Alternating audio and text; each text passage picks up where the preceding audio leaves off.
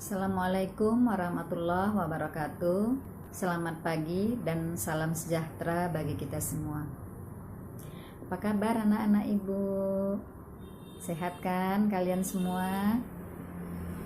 Baiklah, pada pagi ini kita akan mulai pelajaran kita mengenai matematika, yaitu mengenai pembagian pada perpangkatan. Sebelum kita mulai pelajaran ini, Ibu mengingatkan kembali kepada kalian agar kalian mengisi absennya masing-masing. Ini penting bagi Ibu agar Ibu tahu pada saat ini kamu benar-benar mengikuti pelajaran atau tidak. Untuk itu, segera kamu mengisi absennya masing-masing. Baiklah, agar kamu lebih jelas mengenai materi kita pada pagi ini, maka kamu perhatikan video berikut ini. Assalamualaikum warahmatullahi wabarakatuh. Salam sejahtera untuk kita semua. Bagaimana kabar kalian anak-anak? Semoga kalian semua dalam keadaan sehat selalu. Nah, pada pertemuan kali ini kita akan melanjutkan materi yang sebelumnya. Nah, masih terkait dengan sifat-sifat pada perpangkatan. Untuk video pembelajaran kali ini kita akan membahas pembagian pada perpangkatan.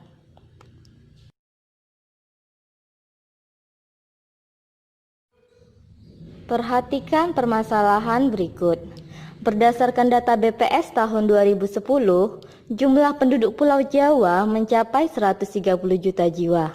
Sedangkan luas Pulau Jawa 1,3 kali 10⁵ km persegi. Berapakah kepadatan penduduk Pulau Jawa tahun 2010? Nah, dengan mempelajari pembagian pada perpangkatan, kalian dapat menyelesaikan masalah ini.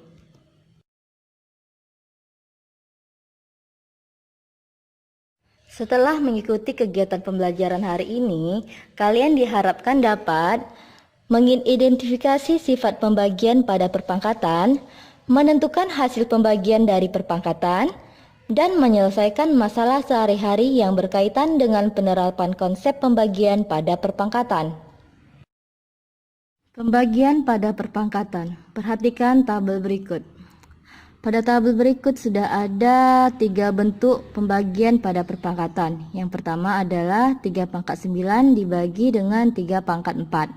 Nah, untuk menyelesaikannya kita ubah dulu ke dalam bentuk perkalian berulang.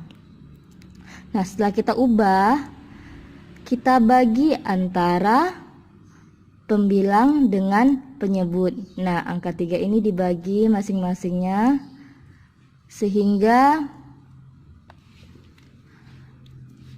hasilnya yang tersisa adalah perkalian angka 3 berulang sebanyak 5 kali.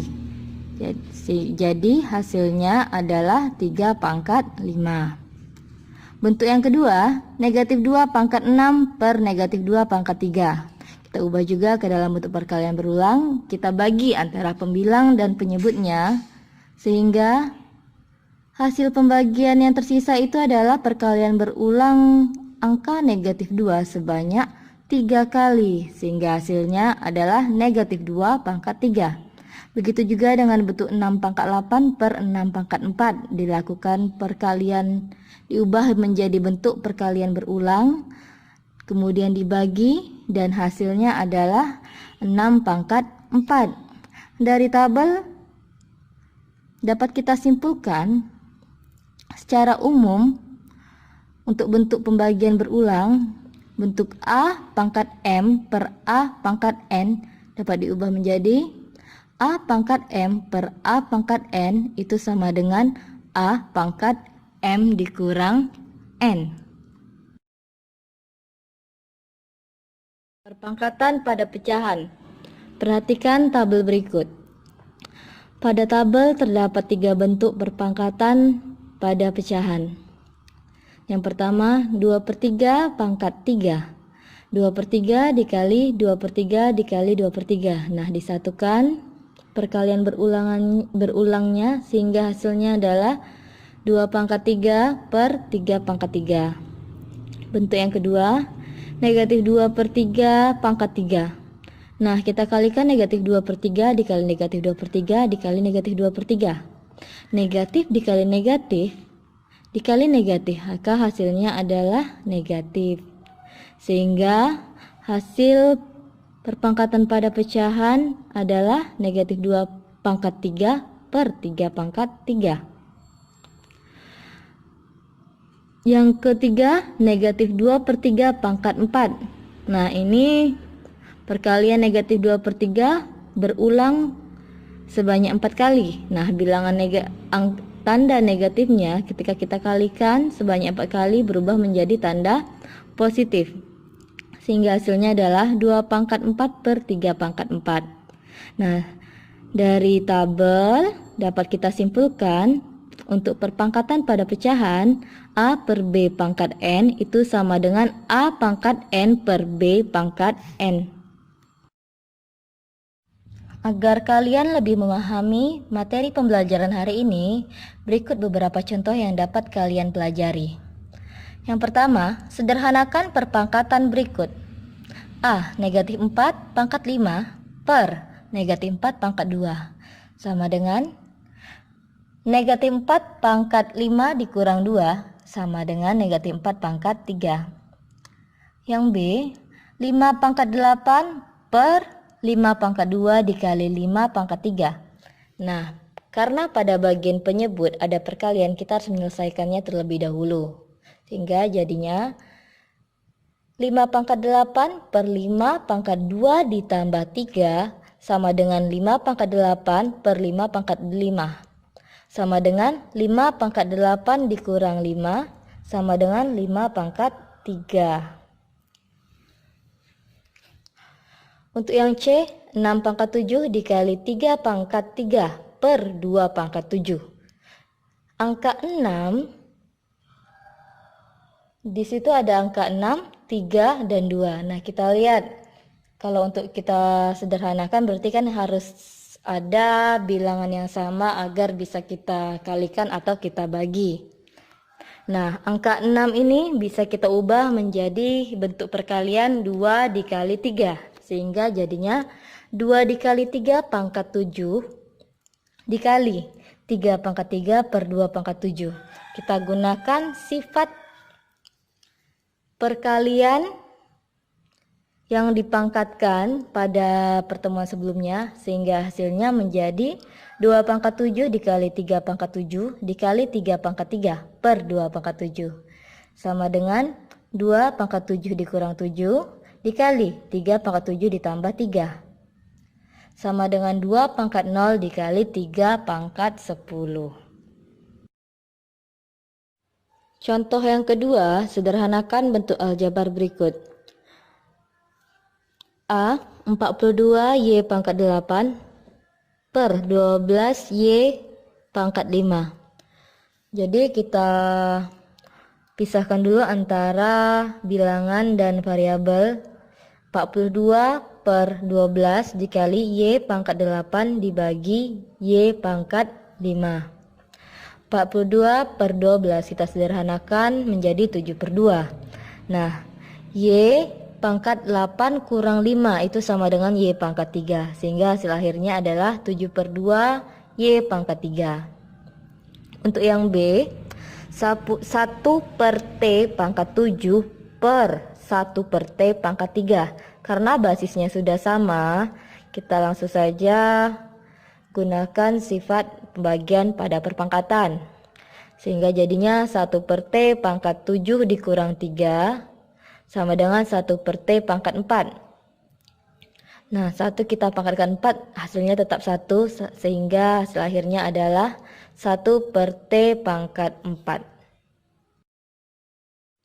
Contoh yang ketiga, tuliskan kembali perpangkatan 2 pangkat 5 dalam 2 bentuk pembagian yang berbeda. Nah, untuk penyelesaiannya, bentuk yang pertama itu 2 pangkat 5 diperoleh dari 2 pangkat 8 dikurang 3 sama dengan 2 pangkat 8 per 2 pangkat 3. Itu adalah bentuk pembagiannya.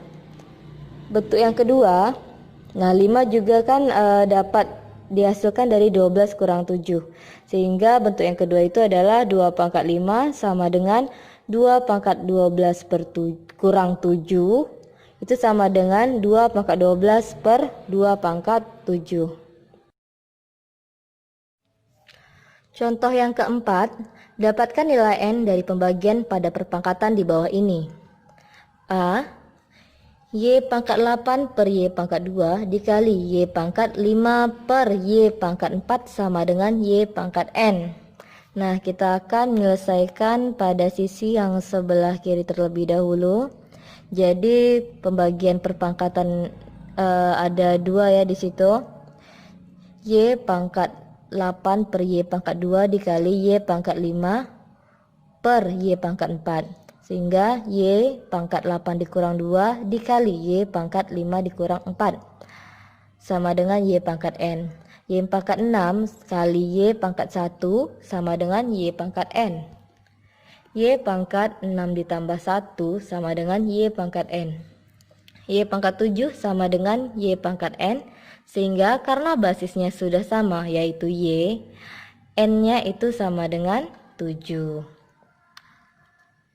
Untuk yang B, 4 pangkat 7 per 4 pangkat 3 itu sama dengan N dikali 64. Nah, pembagian pada 4 pangkat 7 per 4 pangkat 3 kita ubah menjadi 4 pangkat 7 kurang 3 itu sama dengan N dikali 64. Nah, 7 dikurang 3 hasilnya adalah 4 sehingga 4 pangkat 4 sama dengan N dikali 64.